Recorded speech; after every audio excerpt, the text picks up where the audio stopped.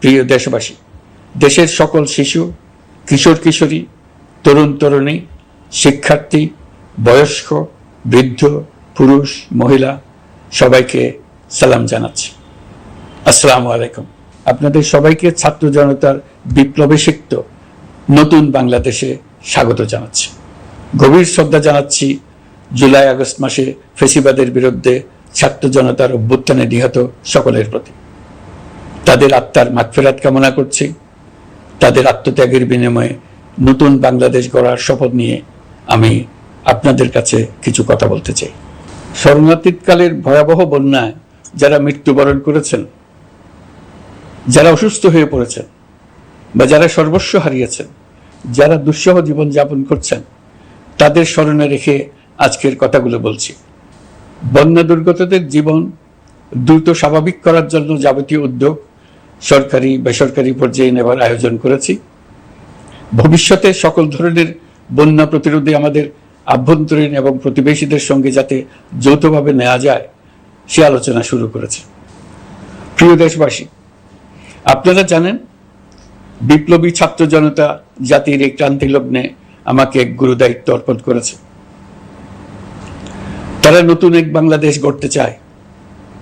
নতুন প্রজন্মের এই গভীর আকাঙ্ক্ষাকে বাস্তবে রূপ দেওয়ার সংগ্রামে আমি একজন সহযোদ্ধা হিসেবে তাদের সঙ্গে যোগ দিয়েছি। দেশের সকল বয়সের, সকল পেশার, সকল মতের, সকল ধর্মের সবাইকে বিনা দ্বিধায় এই সংগ্রামে যোগ দেওয়ার আহ্বান জানাচ্ছি। প্রিয় দেশবাসী, লক্ষ লক্ষ শহীদের রক্তের বিনিময়ে এবং লক্ষ লক্ষ মা বোনের আত্মদানের বিনিময়ে যে বাংলাদেশ আমরা পেয়েছিলাম তা ফ্যাসিবাদ এবং স্বৈরাচারের হাতে ধ্বংস হয়ে গেছে। আপনারা দেখেছেন আমাদের প্রতিটি প্রতিষ্ঠানকে তারা কিভাবে শেষ করেছে। দেশের রন্ধ্রে রন্ধ্রে ঢুকে গেছে দুর্নীতি। এমন এক দেশে আমাদের দেশ রূপান্তরিত হয়েছে যেখানে স্বৈরাচারের পিয়নও দুর্নীতির মাধ্যমে 400 কোটি টাকার সম্পদ করার মতো অকল্পনীয় কাজ করে গেছে নির্বিবাদে। শিক্ষা খাতকে পঙ্গু করে দিয়েছে।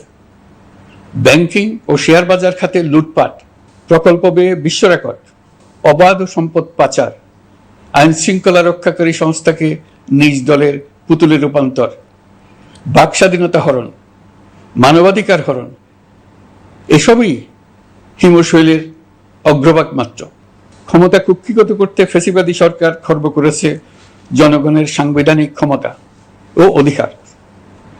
দুঃশাসন, দুর্নীতি, অন্যায়, অবিচার, নিপীড়ন, বিচারের নামে প্রহসনের মাধ্যমে জনসুরক্ষা বিপন্ন করেছে।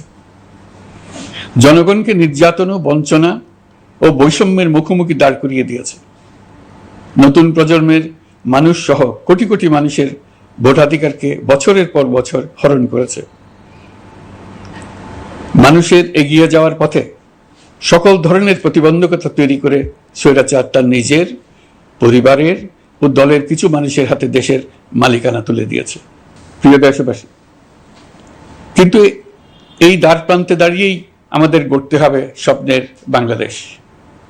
বৈষম্যহীন, শোষণহীন, কল্যাণময় এবং মুক্ত বাতাসের রাষ্ট্রের যে স্বপ্ন নিয়ে ছাত্র জনতা আন্দোলনে ঝাঁপিয়ে পড়েছিল, আমি তাদের সেই স্বপ্ন পূরণে অঙ্গীকারবদ্ধ। আপনাদের সবাইকে এই শুভলগ্নে তাদের স্বপ্ন পূরণে সমস্ত শক্তি নিয়ে এগিয়ে আসার আহ্বান জানাচ্ছি। তাদের স্বপ্ন আমাদের স্বপ্ন। জাতীয় জীবনে তরুণরা একটা মহা সুযোগ সৃষ্টি করে দিয়েছে। আমরা সবাইকে সুযোগ ব্যবহার করার কাজে এগিয়ে আসতে আহ্বান জানাচ্ছি। গণরোষের মুখে ফ্যাসিবাদী সরকার প্রধান দেশ ত্যাগ করার পর আমরা এমন একটি দেশ গড়তে চাই যেখানে প্রতিটি নাগরিকের মানবাধিকার থাকবে পুরোপুরি সুরক্ষিত। আমাদের লক্ষ্য একটাই, উদার, গণতান্ত্রিক, বৈষম্যহীন, অসাম্প্রদায়িক বাংলাদেশ। আমরা এক পরিবার, আমাদের এক লক্ষ্য। কোনো ভেদাভেদ যেন আমাদের স্বপ্নকে ব্যাহত করতে না পারে, সেজন্য আমরা প্রতিজ্ঞাবদ্ধ। বর্তমান সরকারের দায়িত্ব গ্রহণের মাত্র 2 সপ্তাহ শেষ হলো। কর্মযাত্রার প্রথম পর্যায়ে রাষ্ট্র সংস্কারের কাজে আপনাদের কাছ থেকে যে সমর্থন পাচ্ছি সেজন্য আন্তরিক ধন্যবাদ। আমরা অনুধাবন করছি যে আমাদের কাছে আপনাদের প্রত্যাশা অনেক। এই প্রত্যাশা পূরণে আমরা বদ্ধপরিকর। যদিও দীর্ঘদিনের গণতন্ত্রহীনতা, 15 বছরের ফ্যাসিবাদী শাসন ব্যবস্থা প্রায় প্রতিটি ক্ষেত্রেই আমাদের জন্য পর্বতসম চ্যালেঞ্জ রেখে গিয়েছে, কিন্তু এই চ্যালেঞ্জ গ্রহণে আমরা প্রস্তুত। আজ আমি সরকারের পক্ষ থেকে আপনাদের দোয়া ও সহযোগিতা কামনা করতে আপনাদের সামনে এসেছি। শুধু আমি বলবো, আপনাদের একটু ধৈর্য ধরতে হবে। এখনই সব দাবি পূরণ করার জন্য জোর করা, প্রতিষ্ঠানে ঢুকে ব্যক্তিবিশেষকে হুমকির মধ্যে ফেলা, মামলা গ্রহণের জন্য চাপ সৃষ্টি করা, বিচারের জন্য গ্রেফতারকৃত ব্যক্তিকে আদালতে হামলা করে আগেই এক ধরনের বিচার করে ফেলার যে প্রবণতা, তা থেকে বের হতে হবে। ছাত্র জনতার বিপ্লবের গৌরব ও সম্ভাবনা এসব কাজে ম্লান হয়ে যাবে। নতুন বাংলাদেশ গড়ার প্রচেষ্টা হতে ব্যাহত হবে। রাতারাতি এই পরিস্থিতি থেকে উত্তরণ কঠিন। নড়বড়ে এক কাঠামো, আমি বরং বলবো জনস্বার্থের বিপরীতমুখী এক কাঠামোর উপর দাঁড়িয়ে আমাদেরকে দেশ পুনর্গঠনের কাজে হাত দিতে হয়েছে। আমরা এখান থেকেই বাংলাদেশকে এমনভাবে করতে চাই যেন এদেশে জনগণই সত্যিকার অর্থে সকল ক্ষমতার উৎস হয়, বিশ্ব দরবারে একটি মানবিক ও কল্যাণকর রাষ্ট্র হিসেবে সমাদৃত হয়। তরুণ প্রজন্ম, শিক্ষার্থী ও জনতার আত্মত্যাগের প্রতি সম্মান জানাতে রাষ্ট্র সংস্কারের কাজে সফল আমাদের হতেই হবে, এর আর কোনো বিকল্প নেই। প্রিয় দেশবাসী, আপনারা ইতিমধ্যে জেনেছেন জুলাই আগস্ট মাসে গণ অভ্যুত্থানে বল প্রয়োগ ও হতাহতের যে দুঃসহ ঘটনা ঘটানো হয়েছে তার স্বচ্ছ তদন্ত করতে জাতিসংঘের মানবাধিকার কমিশনের প্রধানকে বাংলাদেশে এসে তাদের তদন্ত শুরু করতে আমরা আমন্ত্রণ জানিয়েছি। তদন্তের এই প্রক্রিয়া এই সপ্তাহে শুরু হবে। তাদের প্রথম দল ইতিমধ্যে এসে গেছে। আমরা ইতিমধ্যে ছাত্র জনতার বিপ্লবকে নস্যাৎ করতে যে শত শত মিথ্যা ও হয়রানিমূলক মামলা দায়ের করা হয়েছিল তার অধিকাংশ প্রত্যাহার করেছি এবং আটক ছাত্র জনতার মুক্তি লাভের ব্যবস্থা করেছে। পর্যায়ক্রমে মিথ্যা ও গায়েবী সকল মামলার ক্ষেত্রে অনুরূপ ব্যবস্থা গ্রহণ করে মানুষকে দুঃসহ ভোগান্তি থেকে মুক্ত করা হবে। ন্যায় বিচার নিশ্চিত করতে গণ অভ্যুত্থানের সকল শহীদ পরিবারকে পুনর্বাসন করবে। সকল আহত শিক্ষার্থী ও জনতার চিকিৎসার সম্পূর্ণ ব্যয় সরকার বহন করবে। সেই লক্ষ্যে স্বাস্থ্য মন্ত্রণালয়ের নেতৃত্বে উপদেষ্টা পরিষদে বৈষম্য বিরোধী ছাত্র আন্দোলনের প্রতিনিধিত্বকারী 2 জন উপদেষ্টার সহায়তায় একটা পূর্ণাঙ্গ তালিকা প্রস্তুত করা হচ্ছে। এই কার্যক্রমের জন্য এবং গণ অভ্যুত্থানের শহীদদের স্মৃতি ধরে রাখতে সরকার অতি দ্রুত জুলাই গণহত্যা স্মৃতি ফাউন্ডেশন নামে একটি ফাউন্ডেশন প্রতিষ্ঠা করার প্রক্রিয়া শেষ পর্যায়ে এনেছে। আপনাদের সবার এবং বিদেশে অবস্থানরত ভাই বোনদের অনুদান এই প্রতিষ্ঠানে পাঠানোর জন্য অনুরোধ করছি। আমি ব্যক্তিগতভাবে এই প্রতিষ্ঠানের চেয়ারম্যানের পদ গ্রহণ করেছি। প্রিয় দেশবাসী, আপনারা লক্ষ্য করেছেন দায়িত্ব গ্রহণ করেই আমাদেরকে আইন শৃঙ্খলা অঙ্গনে অস্থির পরিস্থিতি সামাল দিতে হয়েছে। আপনাদের সহযোগিতা ও সমর্থনে দেশপ্রেমিক সকল আইন শৃঙ্খলা রক্ষাকারী বাহিনী কাজে যোগ দিয়েছে। ফ্যাসিবাদী সরকার প্রশাসনের চরম দলীয়করণ করার ফলে বিপুল সংখ্যক কর্মকর্তা কর্মচারী দীর্ঘদিন বৈষম্যের শিকার হয়েছেন। আমরা ইতিমধ্যে সংশোধনমূলক ব্যবস্থা গ্রহণ করতে আরম্ভ করেছি, তবে প্রশাসনকে গতিশীল রাখতে এবং একই সাথে সুনির্দিষ্ট পদ্ধতি অনুসরণ করে সঠিক সিদ্ধান্তে উপনীত হতে সময় প্রয়োজন। সেজন্য সকলকে ধৈর্য ধরার অনুরোধ করছি। প্রশাসনের সকল ক্ষেত্রে প্রতিষ্ঠানগুলো যেন জনগণের আস্থা ফিরে পায়, সেটি আমাদের অন্যতম উদ্দেশ্য। লুটপাট ও দুর্নীতির আখড়ায় পরিণত করা ব্যাংকিং খাতে সুশাসন নিশ্চিত করার জন্য আমরা উদ্যোগ নিয়েছি। এই খাতে দক্ষ জনবল নিয়োগ দেওয়া হচ্ছে। ব্যাংকিং খাতে শৃঙ্খলা স্থাপন, ব্যবসা বাণিজ্যে সহায়ক পরিবেশ তৈরি এবং জনগণের জীবনযাপন সহজ করতে নিত্য প্রয়োজনীয় দ্রব্যমূল্য ও মূল্যস্ফীতি নিয়ন্ত্রণে আনার আমরা উদ্যোগ সচল করেছি। ব্যাংকিং খাতে দীর্ঘমেয়াদী সংস্কারের জন্য ব্যাংক কমিশন গঠন করা হবে। আর্থিক খাতে সার্বিক পরিস্থিতি ও সংস্কার বিষয়ে একটি রূপকল্প তৈরি করা হবে, যা দ্রুত জনসমক্ষে প্রকাশ করা হবে। শেয়ার বাজার, পরিবহন খাত সহ যেসব ক্ষেত্রে চরম বিশৃঙ্খলা বিরাজ করছে তা নিরসনের দ্রুত পদক্ষেপ নেওয়া হচ্ছে। বিচার বিভাগকে দুর্নীতি ও দলীয় প্রভাব মুক্ত করতে কার্যক্রম শুরু হয়েছে। একটি সুনির্দিষ্ট প্রক্রিয়ার মধ্য দিয়ে বিচার বিভাগের স্বাধীনতা ও জবাবদিহিতা নিশ্চিত করার উদ্যোগ নেওয়া হয়েছে। ফ্যাসিবাদী সরকারের বিচার বহির্ভূত হত্যাকাণ্ড, গুম, খুন, অপহরণ এবং আয়নাঘরের মতো চরম ঘৃণ্য সকল অপকর্মের ন্যায় বিচার নিশ্চিত করা হবে।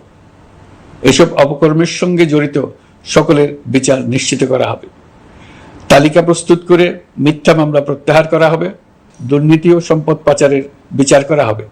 আইন শৃঙ্খলার ক্ষেত্রে জনমুখী ও দলীয় প্রভাবমুক্ত জবাবদিহিমূলক কাঠামো সৃষ্টির লক্ষ্যে পুলিশ কমিশন গঠন করা হবে। জাতিসংঘের তদন্ত প্রতিবেদন, দায়িত্বপ্রাপ্ত সকল সংস্থা ও জনগণের সাথে মত বিনিময়ের মাধ্যমে কমিশনের নেতৃত্বে প্রয়োজনীয় সংস্কার করা হবে।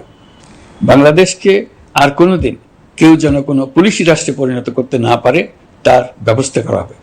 তথ্যের অবাধ প্রবাহ ও গণমাধ্যমের স্বাধীনতা নিশ্চিত করা হবে। ফ্যাসিবাদী সরকার গণমাধ্যমের উপরও দলীয়করণ ও নির্যাতনের বোঝা চাপিয়েছিল। জনগণের তথ্যের অধিকার নিশ্চিত করতে আমরা প্রতিশ্রুতিবদ্ধ। তথ্যের প্রবাহে বিদ্যমান আইনি ও অন্যান্য বাধা অপসারণ করা হবে। মত প্রকাশের স্বাধীনতা বাধাগ্রস্ত করে এমন সব আইনের নিপীড়নমূলক ধারা সংশোধন করা হবে। ইতিমধ্যে এ ধরনের আইনগুলো চিহ্নিত করে এই প্রক্রিয়া শুরু করা হয়েছে। বিদেশি সংবাদকর্মীদের এদেশে আসার পর যে অলিখিত নিষেধাজ্ঞা ছিল, ইতিমধ্যে আমরা তা তুলে নিয়েছি। বিদেশি সাংবাদিকদের দ্রুত ভিসা দিতে সংশ্লিষ্ট কর্মকর্তাদের নির্দেশ দেওয়া হয়েছে। আমরা আশা করি পরিবর্তিত পরিস্থিতিতে গণমাধ্যম কর্মীরা নিরপেক্ষ সাংবাদিকতা চালিয়ে যাবেন। শিক্ষাক্ষেত্রে চরম নৈরাজ্য প্রতিষ্ঠিত করে গেছে বিগত সরকার। আমরা তার পূর্ণাঙ্গ সংস্কারের উদ্যোগ নেব। এটা আমাদের অন্যতম অগ্রাধিকার। আপনারা জানেন, দায়িত্ব গ্রহণের পর দ্রুততম সময়ের মধ্যে সকল শিক্ষা প্রতিষ্ঠান খুলে দেওয়া হয়েছে। শিক্ষার্থীদের জন্য সৃজনশীল, নিরাপদ ও ভীতিমুক্ত পরিবেশ নিশ্চিত করা আমাদের অঙ্গীকার। একই সাথে পাঠ্যক্রমকে যুগোপযোগী করার কাজও দ্রুত শুরু করা হবে। গণতন্ত্রকে সুসংহত করতে স্থানীয় সরকার প্রতিষ্ঠানগুলোকে শক্তিশালী করা হবে এবং ক্ষমতার বিকেন্দ্রীকরণ নিশ্চিত করা হবে। ছাত্র জনতার গণঅভ্যুত্থানকে সফল পরিণতি দিতে প্রশাসন, বিচার বিভাগ, নির্বাচন কমিশন ও নির্বাচনী ব্যবস্থা, আইন শৃঙ্খলা খাত এবং তথ্য প্রবাহে প্রয়োজনীয় সংস্কার সম্পূর্ণ করে অবাধ ও সুষ্ঠু অংশগ্রহণমূলক নির্বাচন আয়োজন করা হবে। এর লক্ষ্য হবে দুর্নীতি, লুটপাট, গণহত্যার বিরুদ্ধে একটি জবাবদিহিতামূলক রাজনৈতিক বন্দোবস্তের সূচনা। বর্তমান সরকার দুর্নীতির বিরুদ্ধে স্পষ্ট অবস্থান গ্রহণ করেছে। আমাদের সকল উপদেষ্টা দ্রুততম সময়ের মধ্যে তাদের সম্পদের বিবরণ প্রকাশ করবেন। পর্যায়ক্রমে এটা সকল সরকারি কর্মকর্তাদের ক্ষেত্রেও নিয়মিত এবং বাধ্যতামূলক করা হবে। রাষ্ট্রীয় পর্যায়ে দুর্নীতির বিরুদ্ধে ব্যবস্থা গ্রহণে সংবিধানের ৭৭ অনুচ্ছেদে প্রতিশ্রুত ন্যায়পাল নিয়োগে অধ্যাদেশ প্রণয়ন করা হবে। এবার কৃষি খাতের কথা একটু বলি। কৃষি নির্ভর বাংলাদেশে কৃষকের স্বার্থ যেন সুরক্ষিত থাকে, কৃষক যেন তার উৎপাদিত পণ্যের ন্যায্য মূল্য পায়, তা নিশ্চিত করা হবে। প্রবাসী শ্রমিকরা যেভাবে বৈষম্য বিরোধী ছাত্র জনতার আন্দোলনকে সমর্থন দিয়েছে, মুক্তিকামী জনগণ তা কৃতজ্ঞ চিত্তে স্মরণ করে। তাদের প্রতি সকল পর্যায়ে সম্মানজনক আচরণ নিশ্চিত করা হবে। বাংলাদেশের স্বাস্থ্য খাত অন্যতম দুর্নীতিগ্রস্ত খাত। জনগণের জন্য পর্যাপ্ত স্বাস্থ্যসেবা নিশ্চিত করার লক্ষ্যে স্বাস্থ্য খাতে প্রয়োজনীয় সংস্কার করা হবে। এই খাতে সংশ্লিষ্ট সকলকে জবাবদিহিতার আওতায় আনা হবে।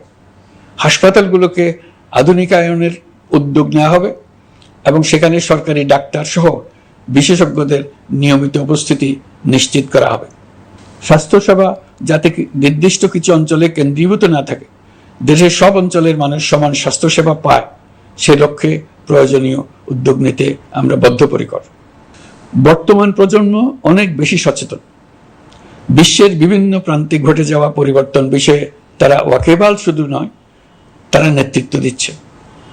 তারা যে উন্নয়নের স্বপ্ন দেখে তা টেকসই এবং পরিবেশ বান্ধব, প্রকৃতি ধ্বংসকারী উন্নয়ন নয়। শুধু জিডিপি একটি দেশের উন্নয়নের মাপকাঠি হতে পারে না। নদী, নালা, খাল, বিল, পাহাড়, বন, মাটি আর বাতাস ধ্বংস আর দূষিত করে যে উন্নয়ন হয় তা দীর্ঘমেয়াদী টেকসই নয়। জীবাশ্ম জ্বালানির বিরুদ্ধে পরিবেশবাদীদের সাথে আমাদের সরকারের অবস্থান সামঞ্জস্যপূর্ণ। জলবায়ু পরিবর্তন রোধ করতে এবং আগামী প্রজন্মের জন্য সুস্থ একটা পৃথিবী রেখে যেতে কার্বন নিঃসরণ শূন্যের কোঠায় নামিয়ে আনার বিকল্প নেই। আমাদের সরকার পরিবেশ ও জলবায়ু রক্ষায় সর্বোচ্চ গুরুত্ব দেবে। এই কার্যক্রমে তরুণ সম্প্রদায়কে সম্পৃক্ত করা হবে। ইতোমধ্যে বিভিন্ন রাষ্ট্র ও জাতিসংঘ বর্তমান সরকারের কর্মসূচির প্রতি সমর্থন ব্যক্ত করেছে। আমরা সকল রাষ্ট্রের সাথে বন্ধুত্বপূর্ণ সম্পর্ক বজায় রাখব। আমাদের পররাষ্ট্রনীতির ভিত্তি হবে পারস্পরিক আস্থা, বিশ্বাস ও সহযোগিতা। আমরা মানবাধিকার আইন সহ সকল আন্তর্জাতিক আইনের প্রতি শ্রদ্ধাশীল। আমাদের পক্ষ থেকে গুম বিষয়ক আন্তর্জাতিক চুক্তির পক্ষরাষ্ট্র হওয়া সহ বিভিন্ন পদক্ষেপ নেওয়া হয়েছে। ইতিমধ্যে পক্ষভুক্ত এমন সকল আঞ্চলিক ও দ্বিপাক্ষিক চুক্তি ও সমঝোতা বাস্তবায়ন করে যাব। আমাদের সরকার রোহিঙ্গা সমস্যার বাস্তবসম্মত সমাধানের লক্ষ্যে আন্তর্জাতিক সম্প্রদায়ের সাথে কাজ করে যাবে। আমরা জাতীয় ঐক্যে বিশ্বাসী। প্রয়োজনীয় সংস্কারের লক্ষ্যে রাজনৈতিক ঐক্যের মধ্য দিয়ে নিশ্চিত করা হবে নারী, শিশু, প্রতিবন্ধী, ধর্মীয় সংখ্যালঘু, আদিবাসী সকলেই এদেশের নাগরিক এবং সমান আইনের সুরক্ষার অধিকারী।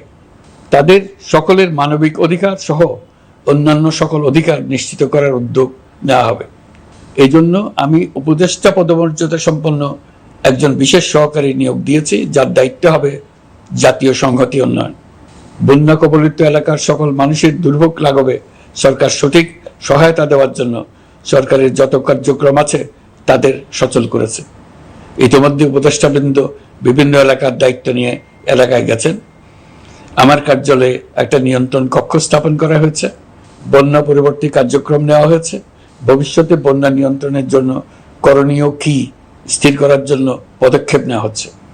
দেশপ্রেমিক সেনাবাহিনী, পুলিশ, বিজিবি, র্যাবকে গুম নির্যাতনের কাজে লাগিয়ে তাদের কলঙ্কিত করা হয়েছে। তারা দেশের গৌরব। তাদেরও কিছু অতি উৎসাহী সদস্যের কারণে পুরো বাহিনীকে আমরা কলঙ্কিত দেখতে চাই না। আমরা অপরাধীদের চিহ্নিত করতে চাই এবং তাদের শাস্তি দিতে চাই, যেন ভবিষ্যতে কারো হুকুমে দেশপ্রেমিক কোনো বাহিনীর, পুলিশের, র্যাবের কোনো সদস্য হত্যাকাণ্ড, গুম ও অত্যাচারে জড়িত হওয়ার সাহস না করে। তাদের কাছে হুকুম যত বড় কর্তৃপক্ষের কাছ থেকে আসুক না কেন, তারা তা উপেক্ষা করবে। ভবিষ্যতে উপরওয়ালার হুকুমে এমন ঘৃণ্য কাজ করতে বাধ্য হয়েছে এমন ব্যাখ্যা কারো কাছে গৃহীত না হয় তার ব্যবস্থা করা হবে।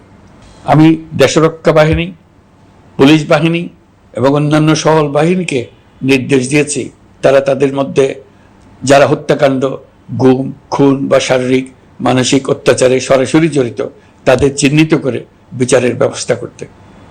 যারা গুম হয়েছে, হত্যার শিকার হয়েছে তাদের তালিকা প্রস্তুত করতে।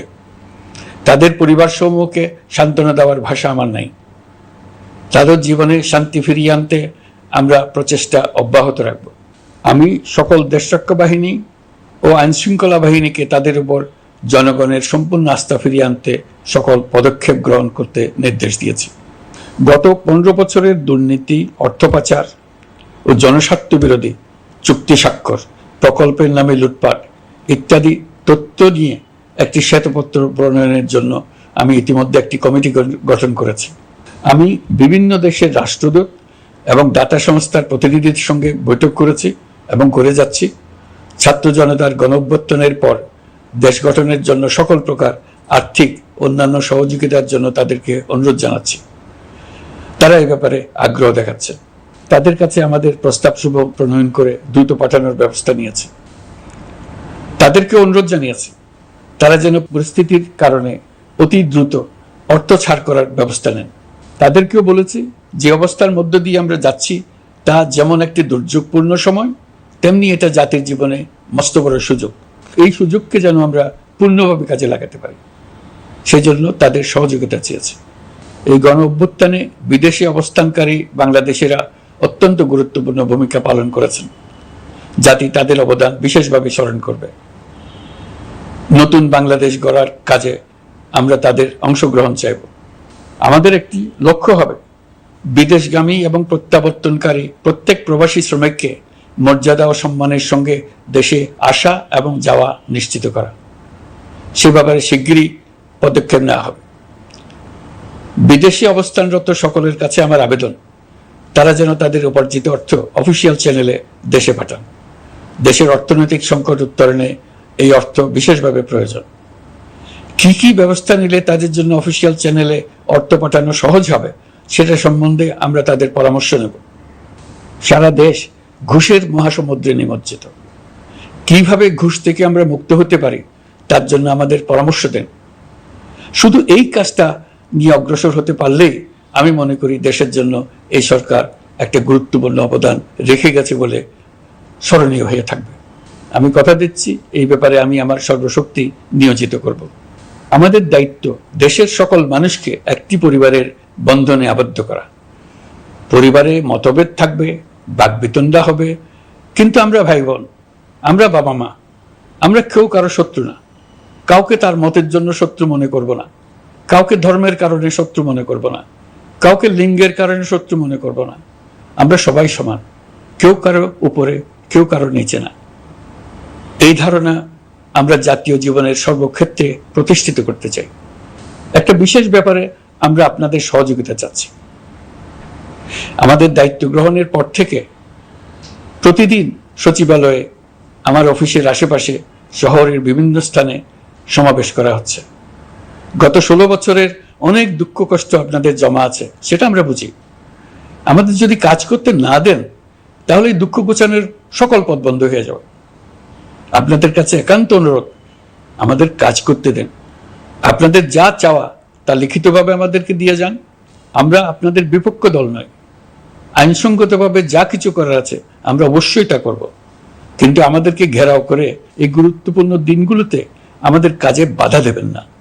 সবাই মিলে তাদের বোঝান, তারা যেন এই সময়ে তাদের অভিযোগের প্রতি দৃষ্টি আকর্ষণের জন্য আমাদের দৈনন্দিন গুরুত্বপূর্ণ কাজে বাধা না দেন। একটা বিষয়ে সবাই জানতে আগ্রহী, কখন আমাদের সরকার বিদায় নেবে। এটার জবাব আপনাদের হাতে। কখন আপনারা আমাদেরকে বিদায় দেবেন?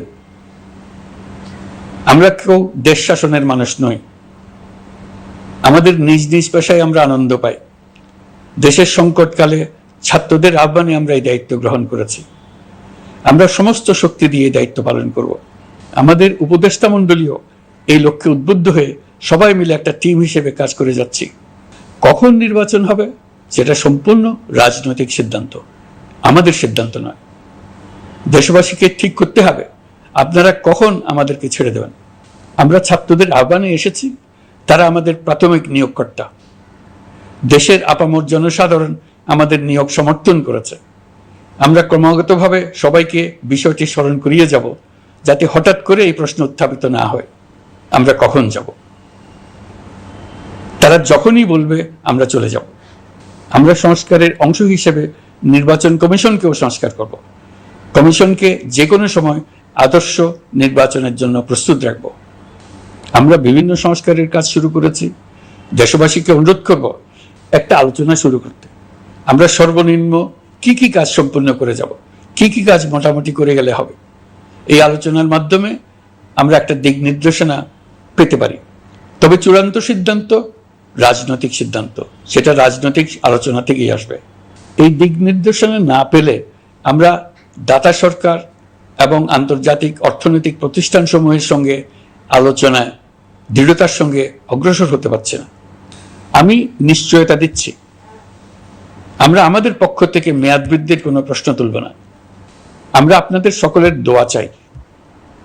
যে কদিন আছি সেই সময়টুকু উপদেষ্টা মণ্ডলীর প্রত্যেকে নিজ নিজ সাধ্যমতো দেশের এই সংকটকালে সংকট উত্তরণে যেন নিজ নিজ মেধা সাধ্যমতো কাজে লাগাতে পারে।